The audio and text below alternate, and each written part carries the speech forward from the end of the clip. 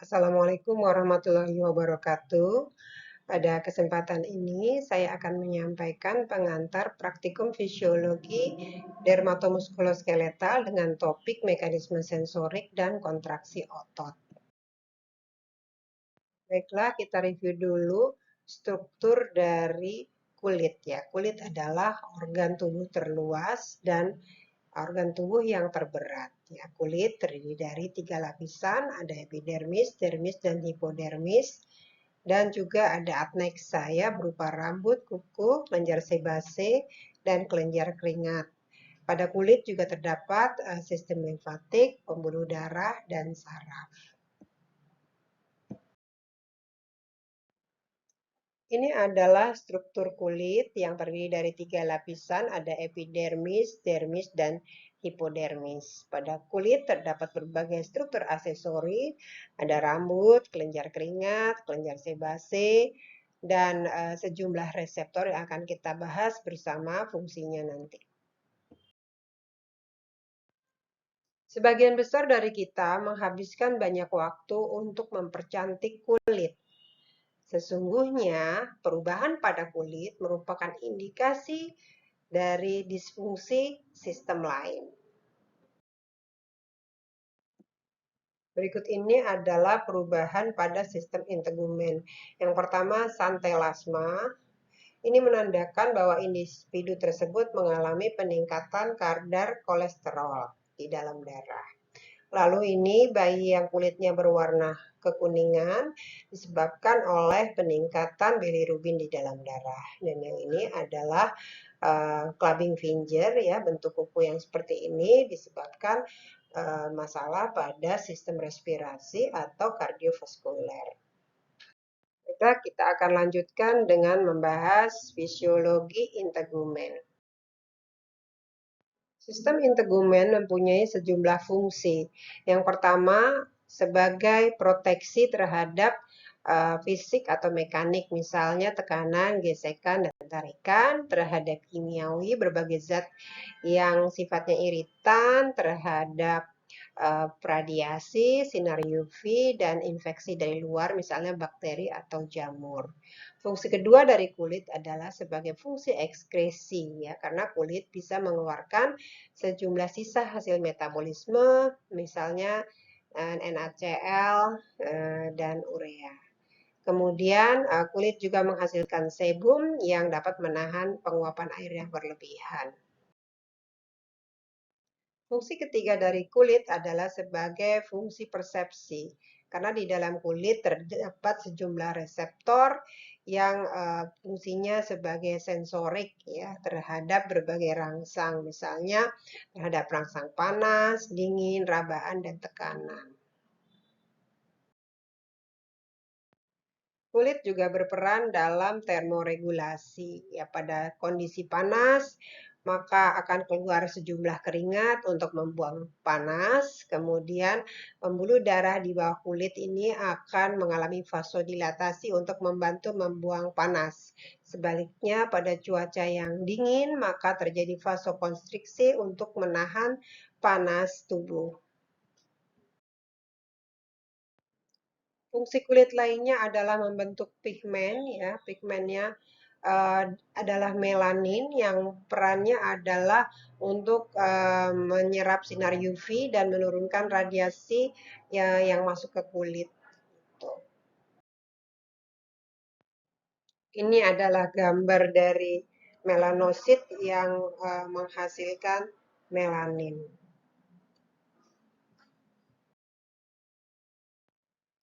Kulit juga berperan menghasilkan keratin sehingga membuat kulit kita sedikit waterproof ya. Fungsi kulit lainnya adalah membentuk vitamin D yang aktif ya. Jadi di kulit dengan bantuan sinar matahari maka akan terbentuk vitamin D ya yang aktif.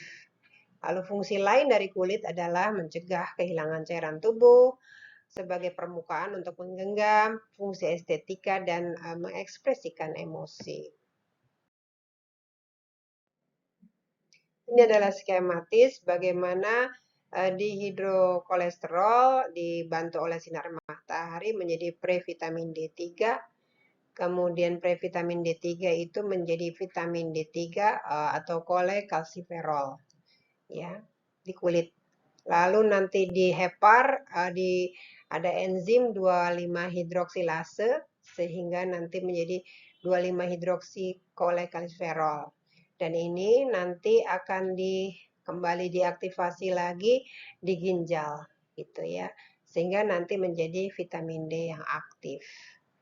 Jadi vitamin D itu nama lainnya sunshine vitamin yang perannya untuk absorpsi kalsium dan fosfat di usus halus, kemudian berperan dalam menjaga kekuatan otot, terutama pada usia lanjut, berperan untuk kekuatan tulang, dan yang saat ini lagi tren adalah perannya untuk sistem imun, ya, terutama kaitannya dengan pandemi COVID-19.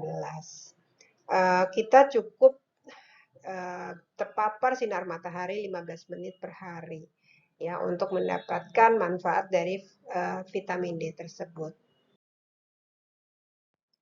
Apa yang terjadi pada kulit pada saat menua ya?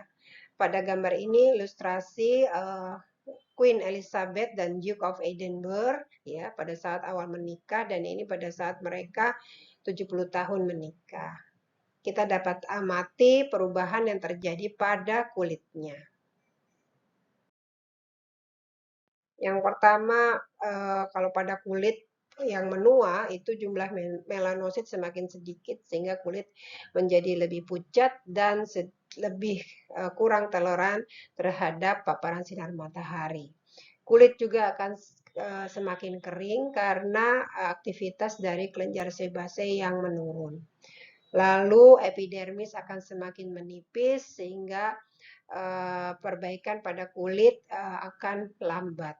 Lalu pembentukan vitamin D akan berkurang dan sel-sel Langerhans itu akan berkurang jumlahnya sehingga kulit rentan mengalami infeksi. Kemudian jumlah kelenjar keringat juga berkurang sehingga individu usia lanjut itu lebih mudah kepanasan. Gitu. Selain penipisan epidermis, dermis juga menipis dan timbullah kerutan ya akibat kehilangan serat-serat kolagen terutama.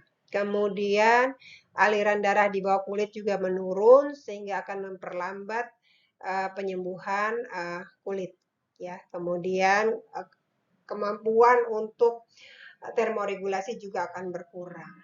Lalu rambut juga berkurang ya. Kemudian jumlah lemaknya juga berkurang di sini di bawah kulit. Jadi rambut itu semakin tipis ya dan jarang. Kita lanjutkan untuk membahas teori dari praktikum yang akan dilakukan, yaitu tentang mekanisme sensorik sehingga terjadilah persepsi. Yang pertama tentang perasaan subjektif panas dingin, lalu tentang memeriksa daya menentukan tempat rangsa taktil atau lokalisasi taktil, memeriksa daya membedakan dua titik tekan atau diskriminasi taktil, dan membedakan berbagai sifat benda, baik kekasaran maupun bentuknya.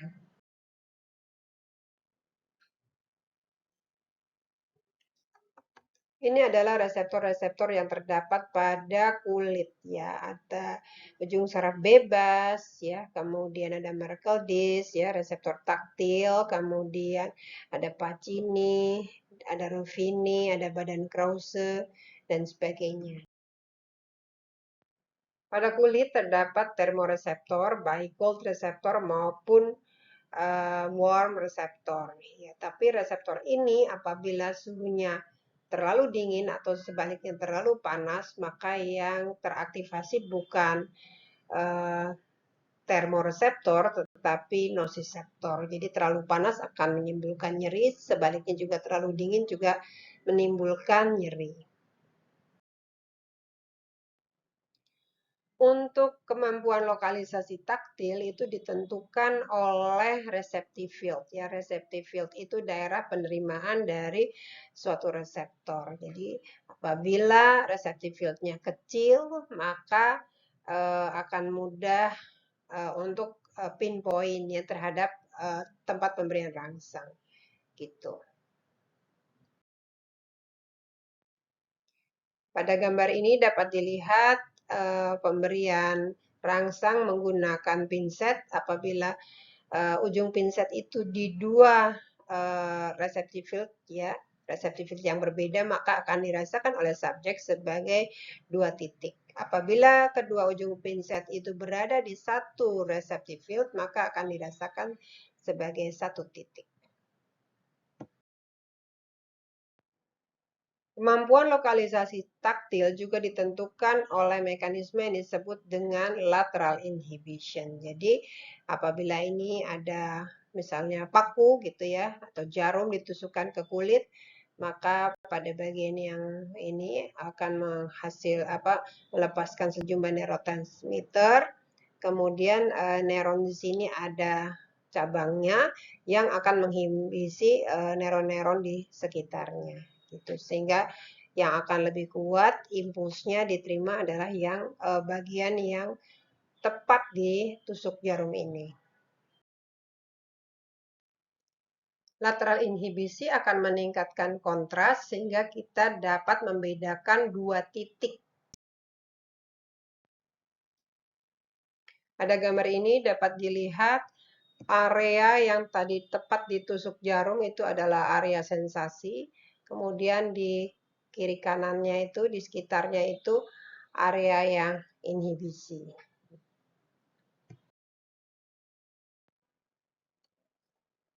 Rangsang yang diterima oleh reseptor di kulit akan diteruskan lewat medula spinalis ke talamus, lalu ke korteks area somatosensorik.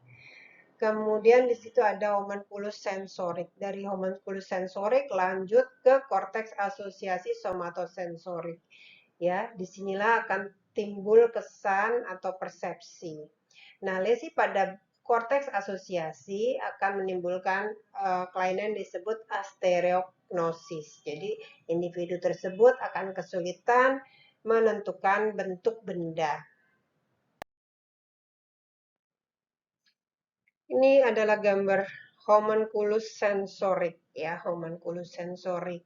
Jadi bagian-bagian yang besar ini ya misalnya ini di jari-jarinya, kemudian di bagian bibir ini menunjukkan banyaknya reseptor di sensorik di bagian tersebut. Dengan banyaknya reseptor di bagian-bagian tersebut, maka bagian-bagian tersebut lebih peka terhadap rangsang. Apabila tubuh kita diberikan rangsang yang sifatnya konstan, maka akan terjadi adaptasi, yaitu penurunan frekuensi potensial aksi di reseptor. Reseptor kita ada yang bersifat cepat beradaptasi atau fasik reseptor, contohnya Meissner dan Pacinian, corpuscle, kemudian ada yang lambat beradaptasi, contohnya Merkel cells dan Ruffini endings. Untuk reseptor nyeri adalah reseptor yang paling lambat beradaptasi karena reseptor nyeri itu akan memberikan masukan terhadap adanya kerusakan jaringan. Pada gambar ini dapat dilihat perbedaan antara reseptor yang beradaptasi cepat dan yang beradaptasi lambat. Ini yang kuning ini adalah rangsang atau stimulus yang diberikan, ya sama-sama rangsang yang diberikan. Kalau reseptor yang beradaptasi cepat, potensial aksinya akan cepat turun ya, mengalami refrak. Dan potensial aksi yang ditimbulkan hanya sedikit ya frekuensinya, langsung hilang. Sedangkan yang beradaptasi lambat itu potensial aksinya bentuknya seperti ini dan frekuensi potensial aksinya masih ada ya meskipun tidak sekerap sebelumnya. Selanjutnya akan kita bahas fisiologi otot rangka. Ilustrasi ini adalah tentang seorang kakek berusia 70 tahun yang memutuskan untuk mengubah dirinya menjadi lebih sehat dengan berolahraga.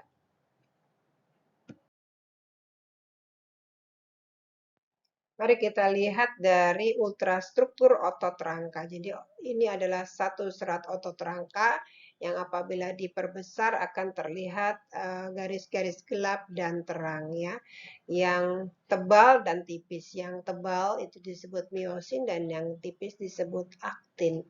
Kalau diperbesar lagi dapat kita lihat ini filamen tebalnya atau miosin ya, itu ternyata ada bagian yang seperti ini ya, seperti stick golf. Kemudian ini yang aktinnya atau filamen tipisnya kalau diperbesar seperti rantai apa untayan kalung mutiara ya yang ditutupi satu benang itu.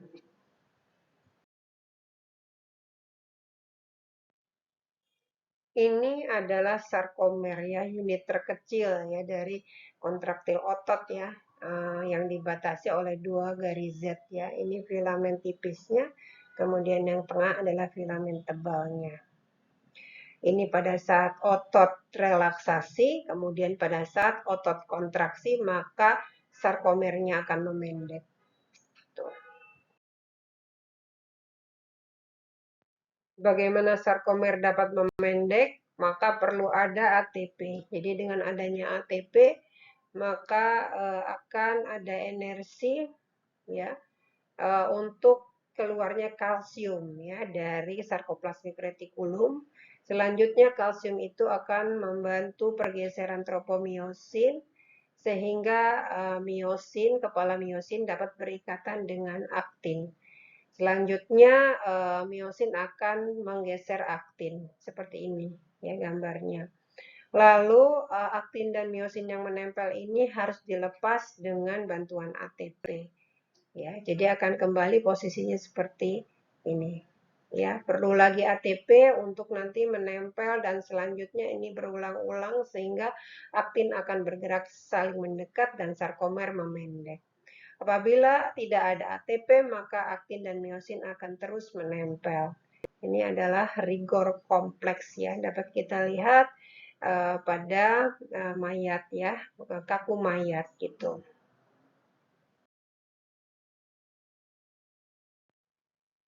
Selanjutnya kita akan bahas sejumlah faktor yang mempengaruhi kekuatan kontraksi. Yang pertama adalah suhu ya.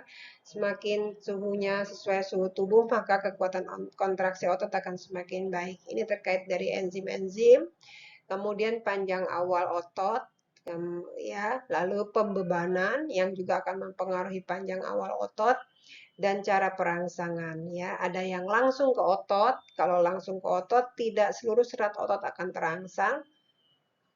Kemudian tidak langsung itu perangsangan ke neuron motor ya. Dengan merangsang neuron motornya maka seluruh serat otot dapat terangsang sehingga hasilnya lebih optimal ya dibandingkan dengan perangsangan secara langsung. Ini adalah pengaruh panjang awal otot. Jadi pada panjang awal otot antara 70 sampai 130% ya, maka kontraksi akan optimal. Kalau otot diregang lebih lagi, maka kontraksinya tidak optimal atau menurun ya karena interaksi aktin dan miosin akan berkurang.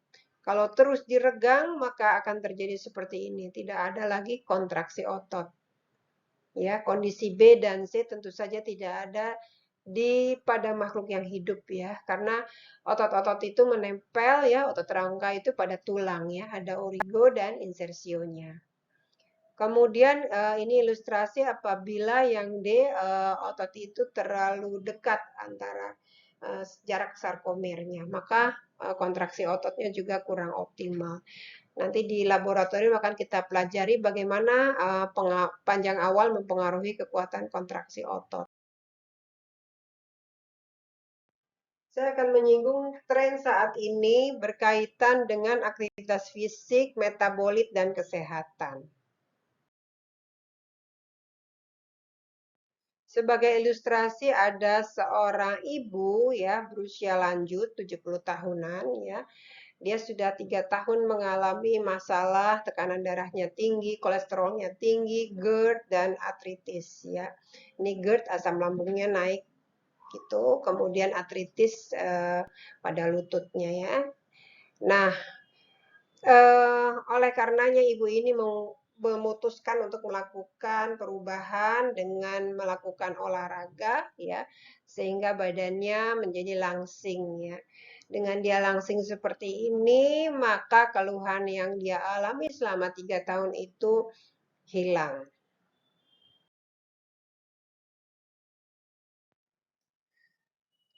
Apa teori yang mendasari perubahan tersebut? Jadi otot itu merupakan organ hormonal ya. Ada teori yang menyebutkan dia termasuk endokrin, parakrin atau yang juga disebut sebagai otokrin ya.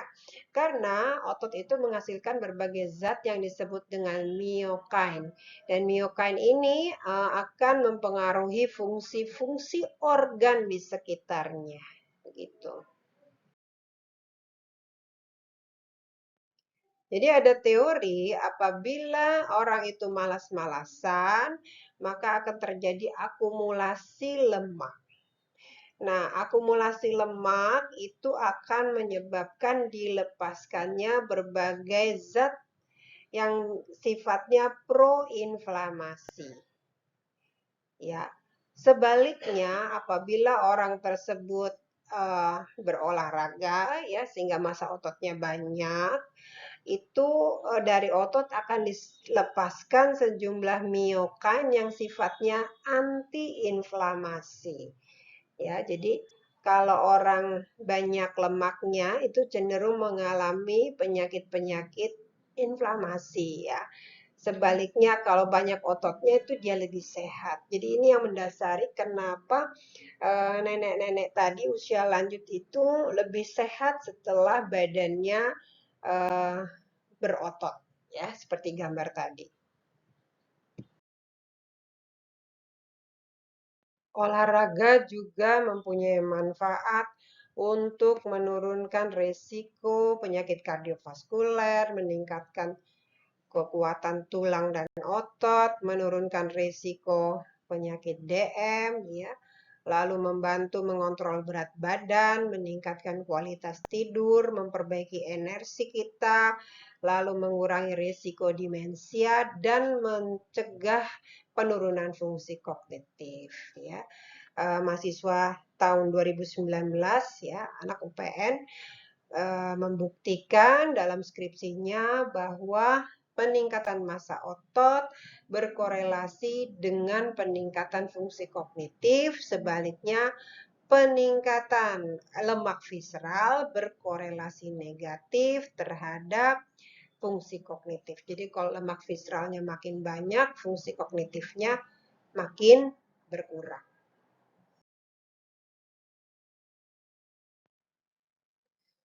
Seperti pembelajaran sebelumnya tentang dogma sentral, jadi ada proses transkripsi dari gen, kemudian translasi sehingga terbentuklah sejumlah protein.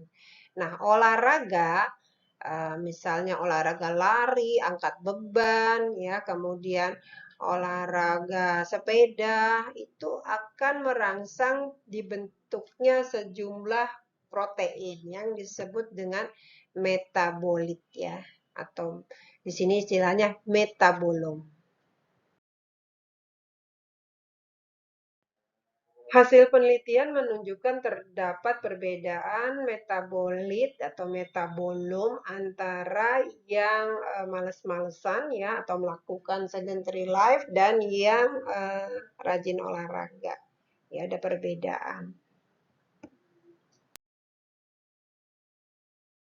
Penelitian lainnya juga menunjukkan bahwa ada perbedaan metabolit antara olahraga atlet dengan olahraga lari, olahraga sepeda, olahraga angkat beban, dan sebagainya. Jadi ternyata aktivitas fisik itu sangat menentukan metabolit yang dihasilkan oleh tubuh kita. Mungkin Anda bisa browsing lagi kalau ingin membaca bagaimana pengaruh dari aktivitas fisik terhadap terbentuknya metabolit ya. Tadi PPT tadi saya dapatkan waktu saya mengikuti seminar ya yang dibawakan oleh Rachel Kelly dari Harvard Medical School. Demikian kuliah pengantar praktikum fisiologi dermatomuskuloskeletal. Semoga bermanfaat.